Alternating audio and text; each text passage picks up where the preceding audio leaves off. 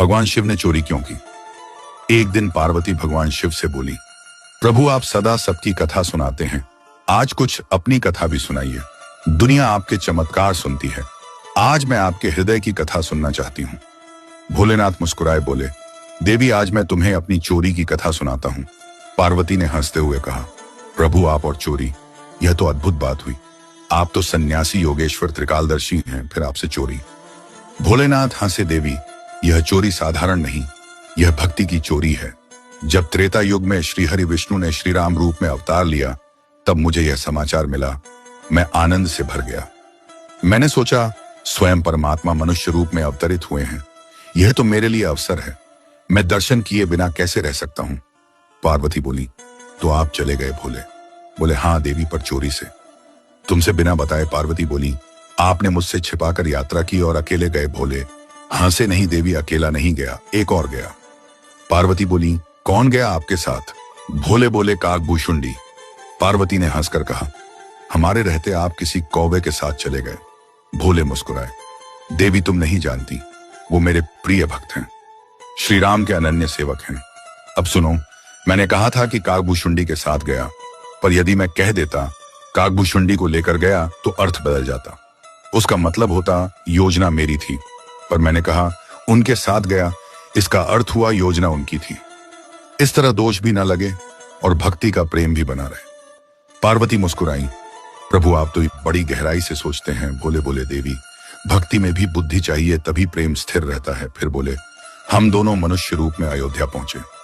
मैंने नाम रखा शंकर शर्मा और काकभूषुंडी बने भूषुंडी नारायण पांडे। हम गुरु चेला बन गए। मैंने कहा, भूषुंडी अयोध्या के लोग बहुत भावुक हैं, पर महल के अंदर साधारण व्यक्ति नहीं जा सकता, कोई जुगाड़ लगाओ। भूषुंडी बोले, गुरुजी पहले देखते हैं कहां भीड़ होती है। 2 दिन तक रेकी की गई, देखा कि सरयू घाट पर सुबह सुबह हजारों लोग स्नान करने आते हैं। मैंने कहा बस यही जगह सही है। वहां एक छोटा सा कमरा किराए पर लिया गया, बोर्ड लग गया, भविष्य पूछो केंद्र प्रोप्राइटर शंकर शर्मा, सहायक काकभूषुंडी पांडे नीचे लिखा गया। पहले महीने बिना फीस भविष्य बताया जाएगा। अब बात पूरे अयोध्या में फैल गई।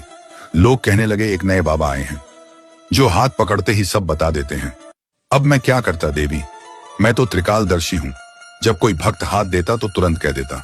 आज तुम पराठा खाकर आए हो, कल तुम्हारा झगड़ा हुआ था, पर अब सब ठीक है।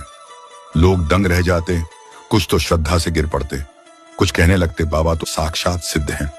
भीड़ बढ़ने लगी, रात में 12 बजे से लाइन लगने लगी। कोई चादर डालकर बैठ जाता, कोई दीप जलाकर मनोकामना मांगता। अब इतना नाम हुआ कि बात महारानी कौशल्या तक पहुंच गई। महारानी ने सेवक बुलाया, जाओ उन शंकर शर्मा जी को बुलाओ, मैं अपने लल्ला का भाग्य पूछना चाहती हूँ। सेवक दौड़े दौड़े आए, बोले आप में से शंकर शर्मा कौन है? मैंने कहा मैं हूं शंकर शर्मा और यह मेरा चेला भूषुंडी नारायण पांडे। सेवक बोले, महारानी ने बुलाया है। मैंने कहा चलो, अब अपने प्रभु के दर्शन करने जा रहा हूं। द्वार पर पहुंचे तो द्वारपाल ने रोका, एंट्री पास केवल आपके नाम का है, चेला बाहर रहेगा।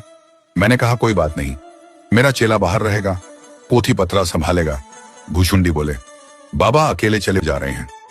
मैंने कहा तू चिंता मत कर, मैं अंदर जाकर तेरा भी जुगाड़ कर दूंगा।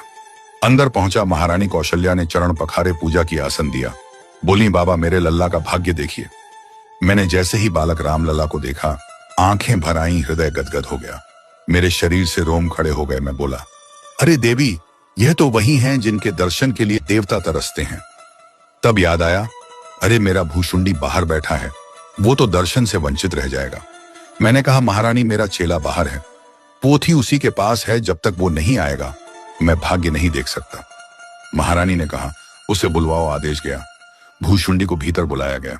भूषुंडी भीतर आया, मन में बोला, जय हो प्रभु, आपने काक को भी कृतार्थ कर दिया। महारानी कौशल्या ने रामलला को मेरी गोद में रखा। मैंने रामलला का दाहिना हाथ पकड़ा और रेखाएं देखने लगा। भूषुंडी सोचने लगा, गुरुजी तो अकेले आनंद ले रहे हैं, हमें भी कुछ करना चाहिए। वह बोला, महारानी हमारे गुरुजी हाथ की रेखा देखते हैं, हम पांव की रेखा के विशेषज्ञ हैं, क्या हम पांव देखें? कौशल्या बोली, देख लो। भूषुंडी ने बालक रामलला के दोनों पांव अपने हाथ में लिए और सिर पर रख लिए।